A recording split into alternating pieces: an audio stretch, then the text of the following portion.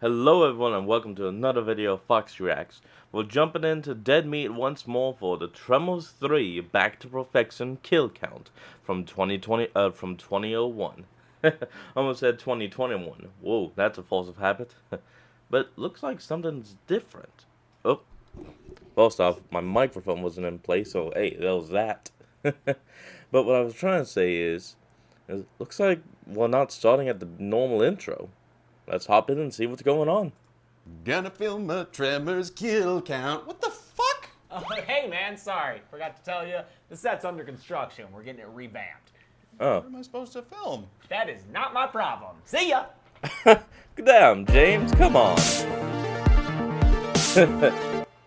Welcome to the Kill Count, where we tally up the victims Whoa. in all our favorite horror What movies. the? I'm 2017 James A. Janice, and I'm taking things back to where it all started, What just like our the? movie Tremors 3 Back to Perfection, released in 2001. That After was Tremors 2 trippy. found success on home video, That another was film was real greenlit trippy. with the original creators returning, unfortunately with a significant alteration. Brent Maddock and Steve Wilson wrote a story outline with producer Nancy Roberts, but had to pass off script alright. writing duties to TV writer John Welpley. Welpley, in my opinion, struggled to find the proper balance of horror and comedy that's so important to this franchise, though his work here is better than what he'd do in parts 5 and 6. At least the gland wasn't in the prostate.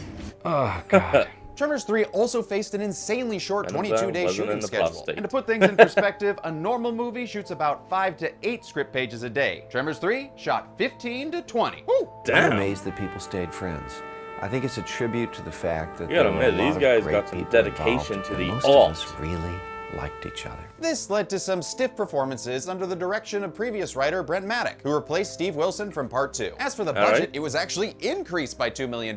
But somehow this film okay. feels cheaper than the rest, especially the sound mix, which had a lot of ADR due to nearby highway noise. But maybe that extra money went to all the CGI they used, which is a whole other can of Precambrian worms. Tremors 3 Back to Perfection does Yeah, what its title it's says. It not takes us back to the original town, too 11 great. years since the last graboid sighting. Now the worms have returned, along with a whole bunch of Tremors 1 characters. Miguel, Nancy, and Mindy are joined by newcomers Desert Jack and Walter Chang's niece, Jody. Oh, and Who that took twerp over the Melvin stool. also returns. But writing this script, I realize he's so insignificant, I could leave him out of the kill count entirely. Sorry, Melvin. Yeah, I guess. maybe. But something I'm not sorry about is getting a real sponsor for today's episode with Raycon. I just got my pair of Raycon's Oh, everyday earbuds, and much like my Jamesy doppelganger, I am loving them. I've been using them to listen to music while putting up this here set, and while getting into peak kill count host condition. And I can even make calls anytime with a built-in Bluetooth Wait, mic. that- Plus, their optimized gel tips keep them secure in your ear holes through any tremors you might experience. Not to mention, with 32 hours of battery and 8 hours of playtime, you'll never get bored when you're stranded on any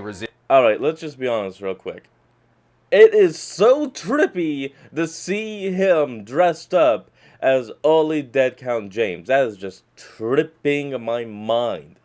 And individual boulders. All Like he that, took a and they're bad half drug the or price something. of other premium audio brands. But they sound just as good. It's no wonder they have over 48,000 5-star reviews. So shop now at the link in the description, or go to Support them. buyraycon.com/deadmeat, where you can unlock exclusive deals for 15% off your Raycon order. Oh, Will that this doesn't third sound stage in bad. evolution be enough to make our returning cast of perfectionists extinct? Let's find out. And you know what? I'm sorry. I don't know how the hell James wore this. I'm gonna change. thank you. Ha! Mwah! Oh, sweet flannel, how I missed you so. All right, That let's get is to the so much kills. better. Wait, what was The that? movie Was begins actually with a James. Scream 3 fonted title card Oh my god. that they leave on just long enough to trick people into thinking this is the first film. It is not. It's dawn in El is Chaco, not. Argentina, where a news crew meets up with a man who ain't afraid of no ghosts. Or graboids, for that matter. Burt Gummer. Once again, and only able to be welcome played back, by Burt. Michael Gross. He explains that a Welcome graboid back. in the area evolved into 6 shriekers instead of the 3 seen in part 2. A mistake the creators actually admit to in the Stampede Entertainment website's comprehensive FAQ, which they still Only update to 3 this sweet- day, and I highly recommend you check it out. After gorging bad. themselves, the All right. shriekers become a very large horde that I'm not looking forward to counting. Patience, mi amigo. You're right. Let's see how many you actually kill with Jesus! A twin-mounted Browning M2 HB anti-aircraft gun? Oh, Ooh, way to step hell up your game, yes. Bert. This was an actual World War II turret mount that was brought in and fully controlled by actor Michael Gross in this scene. That But is first they had awesome. producer Steve Wilson test it out for him. Took the earth, the dust rose up around me. It was like, you know, sitting in the center of hell somewhere. And that hell is is unleashed on still some awesome. reused and flop shots of CGI shriekers, as well as one good practical dummy kill. As the dust Nice. settles, we see a swath of slaughtered shriekers. Any questions? Yes, how many did you kill? You know what? Don't answer that. We have editor Josh for situations here we just go. like this. Josh?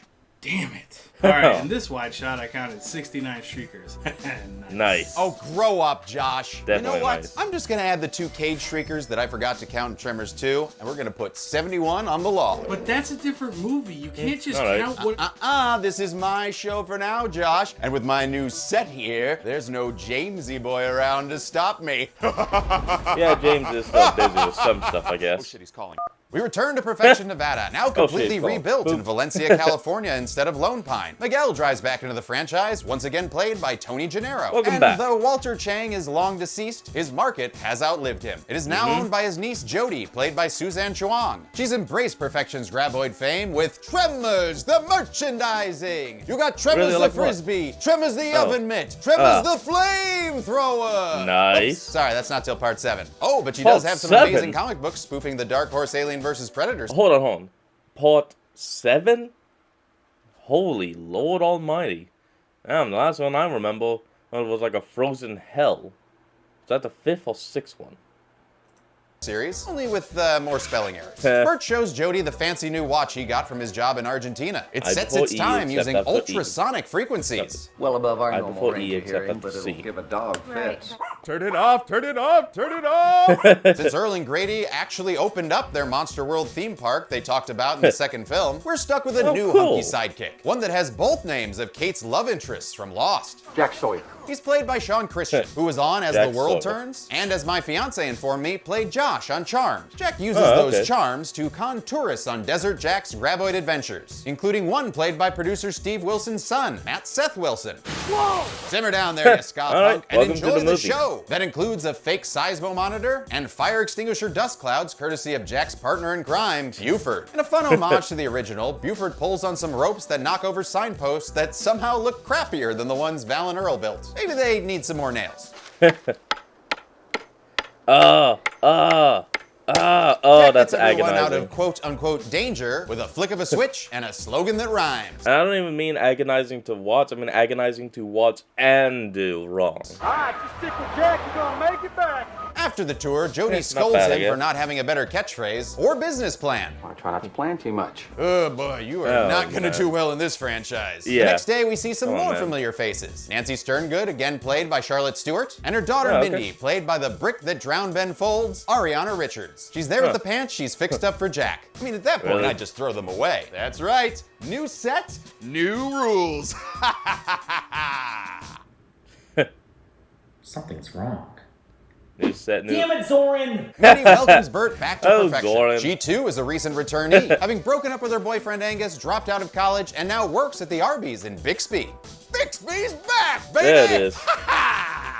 Mindy Poe I knew goes he was away gonna do and that. Jack heads over, amazed that their gasoline is finally lead-free. He tries to get Bert to be part of the tour, but Bert ain't interested, since Jack lacks any real family ties to this town. During this Yeah. exchange, there's a cute moment Just with one of the came in on tourists. some money. take a picture of me with the tremor.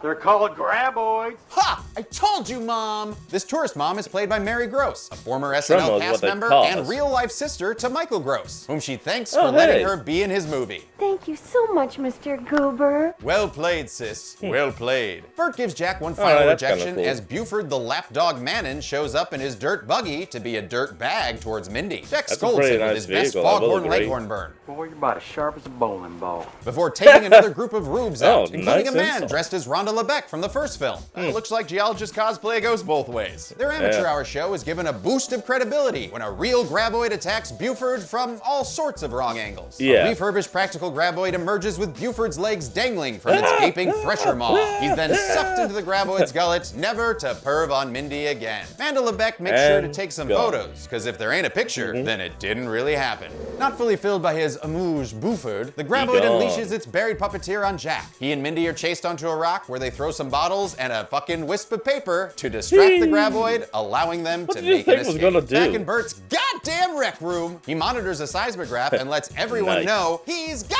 one! The graboid... Ooh, you know what would actually be kind of cool? If that was the same seismograph from the first one. And like when that geologist girl like left this area and all, she gave that to Bart to set up. Like that would have been pretty cool. But knowing Bart, he probably just bought it online and then set it up himself, you know. Alarm blares, Damn. interrupting Jodie's complaints about her new graboid statues. The shipment of graboid has 4 tentacles instead of 3. They look ridiculous. Yeah, ridiculous. Everyone gathers at Graboid HQ, where we learn that there are 3 graboids in the area, according to Bert's high-tech geophone monitoring system. Good. It's all based on Rhonda Lebeck's geological research. Oh, you might want to pick up that name you just dropped. After that, it's time for a planning scene. What new and interesting ways are we going to fight these pesky Precambrian prowlers? Oh, by graboid fishing with our sea cars. The exact Seems same way from the second one. Hey, the Matrix taught me one thing. Deja vu means that there's an agent around. Agent Frank Statler. Right on cue. He's here with Agent Rusk and a paleontologist named Dr. Merlis to enforce a ban on graboid hunting due to their endangered status. They want to try and capture one alive for study, but Bert argues they'll evolve into shriekers before that can happen. Statler says not to worry. The government will happily relocate everyone out of perfection and compensate them fairly. Eminent domain. Yeah. And people call me paranoid. A nice callback to Bert's fears from the first film. Eminent domain. That night, Bert's seismo monitor goes off, so he grabs his Grizzly big bore single shot 50 caliber Hell yeah. Browning machine gun rifle and heads outside to check the perimeter, which is now surrounded by a solid concrete graboid barrier of his own design. Good it's a thinking. much better design than the one used for our first ever fully CGI graboid. Hey. Yeah, But I do not blame the VFX team for this reptile dysfunction. The CGI was handled by Linda Drake, Kevin Kuchaver, and their team at Himani Productions. The budget only allowed for 40 effect shots, but they ended up needing 80 shots to finish the film. So Kevin and Linda and their team had to complete them on their own time. Plus, they had to transfer all the digital effects back onto 35mm film, a costly process that led to even more issues. This being their first film, they really went above and beyond. But working basically for half the pay, not everything could be perfection. At Chang's, the men in black return from an unsuccessful graboid hunt. Did you check the subway? I know that's where Jeff lives. Man, that Agent Rusk looks so familiar. Oh shit, it's the same guy that played Carmine the construction worker from part 1. You know what? Have a beer to commemorate your long dead Mario brother. Jack convinces the G-men to enlist Bert's help in catching a graboid. In exchange, they agreed to let Bert keep his home. So guess it's back to graboid fishing again. Can we get something new in this franchise, please? Oh, what do you got there, Dr. Merlis? A graboid egg. Oh, pretty cool. Even if yours is broken. Mine's still unhatched. Oh, man.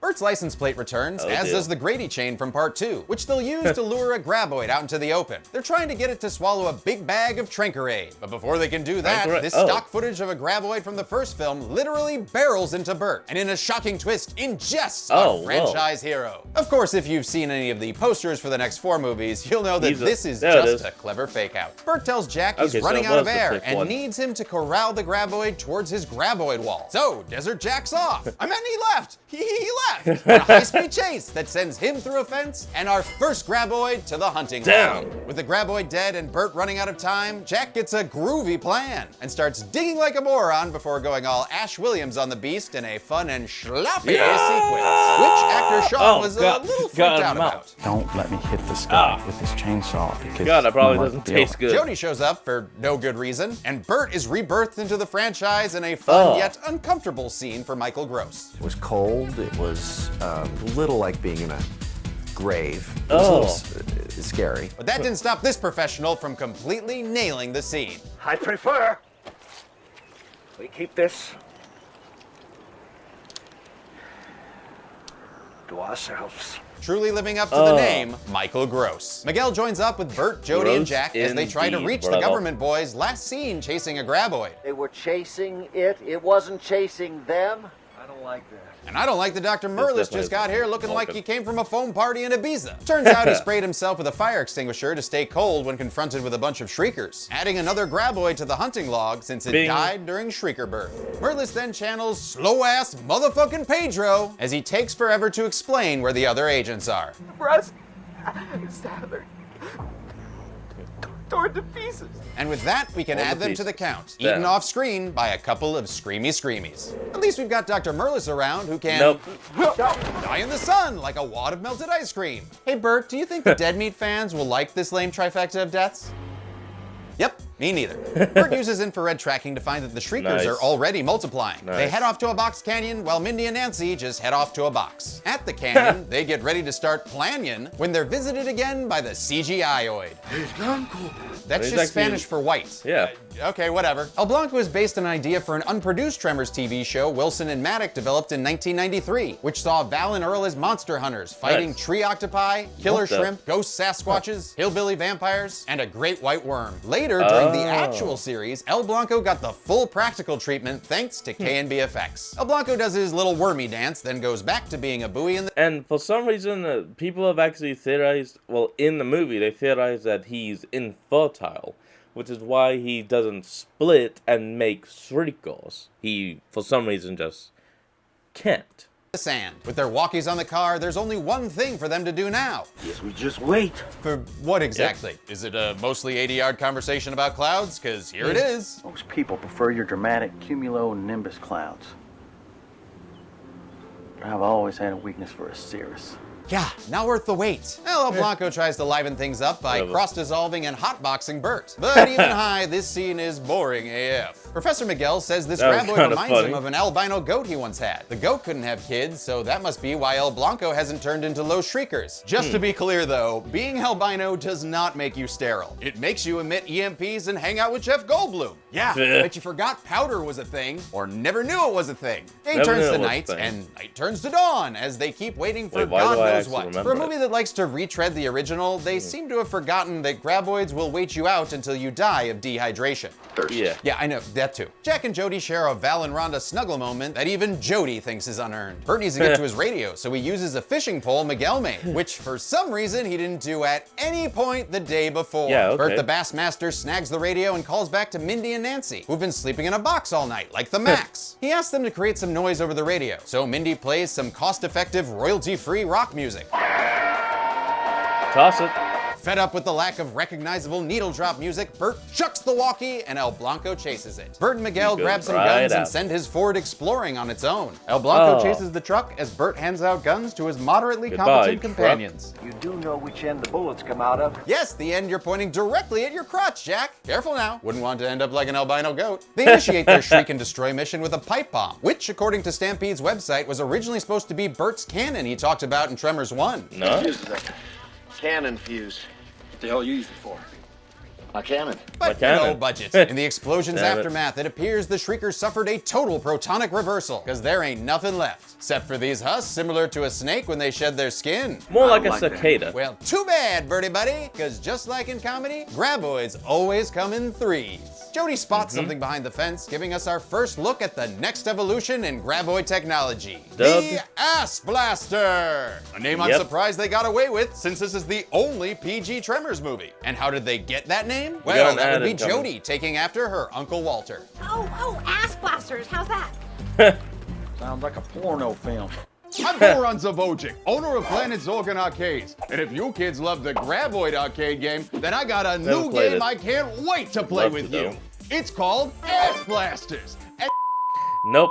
Planet Cancel. Zorgan Arcades closed for extended parole, or renovations. The Ass Blasters were designed by the thrice-returned Tom Woodruff Jr. and Alec Gillis, who drew inspiration from real-life bombardier beetles. It creates a mixture of organic chemicals within its own body that, when they are combined, they become explosive, and it's used to propel the beetle from one point to another. They were brought to life with a combination of CGI and practical puppets. And I will say, I They're think for also its slightly time, explosive. the AB CGI turned out much better than the GB CGI, thanks partially to on-set references from Amalgamated Dynamics. Really good, Textures for the actually. creatures were all taken off of real photographic stills that we shot on the set, and also we went to their shop and photographed as well. So now that these suckers can All right. fly, they separate Miguel from the rest of the group who fight. It's more like gliding, because there's no flapping for motion. It's more just like a jet.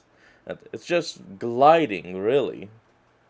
at a bunch of pixels till they land a hit. The blaster launch pad McQuacks its way to the ground, but not before unceremoniously knocking Miguel off the cliff to his death. What Miguel, a shitty end to Professor Miguel. Ugh, I'll miss you, you albino misunderstanding bastard. Distraught over the cattle rancher's death, the ass blaster ends its own life by impaling itself on a fence. Back in town, Mindy and Nancy are evicted from their box and chased into the store. The practical effects team bursts through the door and makes a cameo appearance. But since the puppet fails to get in, this ends up being a job for CGI!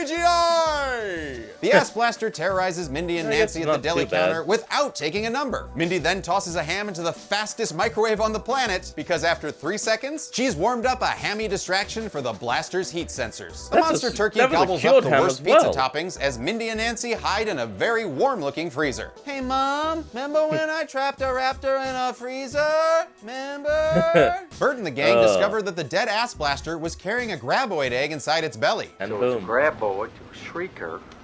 It's one of these here new things, and finally back to a graboid. Thus completing the graboid life cycle and this franchise. Oh shit, that's right, there's 4 more. I don't know what's left. Swimming, doing someone's taxes. If Bert's there, I'd still watch it. The ass blaster starts leaking Malox and barbecue sauce with explosive results. This is the reactive stomach acid used to ignite their farts and blast off so they can spread their eggs over long distances. Our science lesson concludes when another ass blaster is heard in the distance. So it's time to make a plan to hide some body heat. They find a mattress of convenience and make their way across the desert, avoiding detection all the way back to Bert's. Say it with me now. Goddamn rec room! I'm not gonna Bert say tries to radio GD. Nancy and Mindy next to some white bricks, calling back to the graboid attack from the first film. A music cue then tells us it's time for another beat of forced romance. What are you doing, movie? Jody's not a geologist. Romance only happens with geologists. Before this non-geologist can express her true feelings for Jack, she's cock-blocked by an ass blaster. Say that 5 times fast. Not in front of your parents. The Precambrian party crasher shows off his new hat while everyone heads into a nearby safe room for another MRE commercial. What is all this? Food? Better. MREs, most dense, most nutritious food known to man. The ass blaster uses his butane butt as a torch to get inside. So Bert and the gang use a super cool Scooby-Scooby-Doo escape hatch to get away. But wait, what happens if the ass blaster eats all those delicious and nutritious MREs? Ass blaster blitzkrieg. Best line in the movie. If the ass blasters are like shriekers, when they eat enough, they'll multiply like jackass rabbits. Bert prevents this with a well-placed gas can as he makes his escape. The plan works and Bert's place goes up in a massive amount of flames. Adding another ass blaster to the hunting log. While the explosion continues, Nancy radios and says that unlike shriekers, food is a weakness of ass blasters. Turns out if they eat too much, they go into a food coma. That means everything would have been okay if they'd eaten all those MREs Bert just blew up. What kind of supreme being would condone such irony? I'm gonna go with Alanis Morissette from Dogma. Don't you think? The explosion attracts more ass blasters, and the human peoples head to a nearby junkyard in Bert's sentient night boat. Hope there's a canal nearby. Somehow they make it across the relatively flat plains and crash the boat near a billboard for that Melvin subplot I'm ignoring. They're spotted by a roosting blaster and take shelter in the junkyard. Jack acts like a brave little toaster boy, spotting the AB and pushing a refrigerator onto it. But he's not dead, he's just pining for the fjords. And he'll be back later. With the great Bert fire of 2001 having dispersed,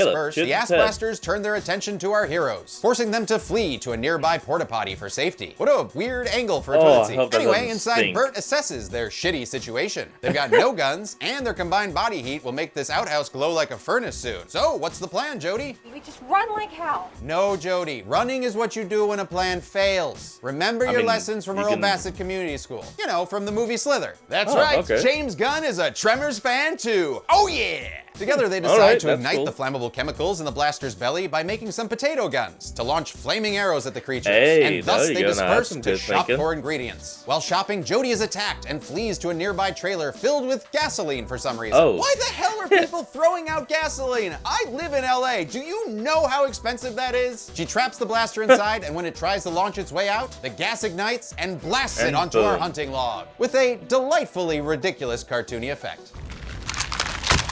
Jack finds some rags and arrows bad. while Bert visits Not bad. Nestor's trailer from the first film. Oh, nice, they unflipped the bitch. Anyway, he Nice. finds some fuel thanks to Nestor's secret alcohol problem. They then wait around for no goddamn reason until it's night again, when they build the guns in a fun MacGyver-like sequence. Ooh, laser pointer sights adhere to Jody's earrings. See, this is what I love about the Tremors films. The kind of ingenuity that adheres to Bert's motto. Doing what I can with what I got. Only problem is, who's got a lighter? Bert does. How do you know? Oh, you're Bert. Damn right I am. Okay, Whelpley, I'll give you that one. That is Nice. good writing because it's within character and is a solid Nice. joke. Take note, convenient plot boats and mattresses of really earlier. Looks like nice. it's time to test their invention on an incoming AB. They light that sucker up, resulting in a triumphant explosion of way Nice. too many dry guts from Even odd better. angles. Damn it, is that PA from part 2 back? Well, in any case, this hunting log edition gives us another great Bert line. And that's why we're at the top of the food chain. The next ass Nice. blaster attacks the This trailer, really is comically awesome. knocking down Bert like a blood bucket at prom. Jody takes charge and shoots the blaster from a second skylight. The ass blaster explodes in stuttery slow motion and takes out the side of the mobile home with it. Ah. All right, time to wrap Well, things up. okay. So just fire your arrow at that last one and ooh, miss balls. Sons of bitches are always on a learning curve. Damn it. Hooked on animatronics worked for them as Jack is attacked by the practical effects team. Bert and Jody make sure Desert Jack makes it back by sticking a flaming spear right into the creature's tush. Ouchie! They take cover as the final ass blaster is added to our log. Boom. Oh, well, I guess that's it for the movie, right? 23 hours, 59 minutes. Mission completed. Whoops, forgot about El right, Blanco. Blanco. How the hell does that thing keep following Bert? Stop it, please! Backing you. Bert is dog knocked is out of the real trailer cute. and lamely snagged on a mattress spring. But thanks to some quick feet and quick thinking from Desert Jack, the watch is turned into a dinner bell, which he reverse filmed Ding, sticks ding, to the ding. ass blaster that was crushed Nice. by the refrigerator earlier. The plan works, and El Blanco gets a very spicy tossed salad for dinner, proving once and for all Nice. that graboids rule the earth. And are also fucking cannibals. The next day, there's an ass blaster Yeah, I on guess. display at Chang's Market. It's the one Mindy and Nancy put into a food coma, and it's fetching boku bucks as they sell it to a couple of guys in Vegas. Siegfried, Roy, he's all yours. Time to wrap up our subpar romance plot with Jody going along with Jack, who got a new Whatever. job managing a car wash in Bixby. Oh, he's in the bathroom. Meanwhile, Bert finishes Oh. out the movie with that Great. Melvin subplot I've been ignoring. That little wedgie's been trying to buy up all the land in perfection, but Bert tells him it's a no-go because El Blanco is still alive. And because it's the this last of its species, is El perfection Blanco. has been deemed protected territory. So the movie ends with Bert driving off to film 13 episodes of the sci-fi Tremors series in Mexico. Anything to add, Melvin? God damn you, Bert! And I hate that hat! Was the third course in this big long smorgasbord of a franchise as filling as the first two? Let's find out and get to the numbers. Oh, looks like El Blanco's here. Oh, wait, I took it off with this. Well, Still looks better in the CGI. Let's get to the numbers. Bixby! I'm late, aren't I? yeah, a bit. 5 people died in Tremors 3, all men, giving us a chart bluer than the language used to describe this new graboid evolution. With a runtime of 104 minutes, that gave us a kill on average every 20.8 minutes. Bert's hunting bad. log adds 2 graboids, 7 ass blasters, and 71 shriekers. And I'm not counting any of the shriekers that evolved into ass blasters as they just shed their skin. Besides, 71 should be enough, you greedy bastards. And it gives us a So perishing much. Precambrian every 1.3 minutes. We'll give the golden chainsaw the coolest kill to Buford, mostly because it's our Sorry, but only that was- practical graboid kill. Dull machete for lamest kill will go to Agent Statler and Rusk, who died off screen. Merlis's death was lame off-screen's too, always but at least he dull. looks like he went a few rounds with the Stay Puft Marshmallow Man. Bert's hunting trophy goes to the ass blaster blown up in the trailer. Thing died like Nice. Daffy Duck in a Looney Tunes cartoon. Seriously, it's ridiculous they went there. I love it. And that's it. Tremors 3 Back to Perfection came out in 2001, and while it has some good moments, it's a big step down from the first two. The movie leads directly into the 13-episode show on Sci-Fi that I will only cover if it seems like there's an appetite for them. In the meantime, we'll be switching things up with a prequel set in the Old West. But until then, here we I'm go. a man who owns a Pomeranian named the Doctor. This has been the Kill Count. On the next Kill Count. The legend begins. And that is where we're going to end off today's video. I want y'all to remember to like, comment, and subscribe for more. Down in the description will be a link to the original video. Oh, so remember to support the creator and all they do. And I'll see all of you folks next time. Have a good one.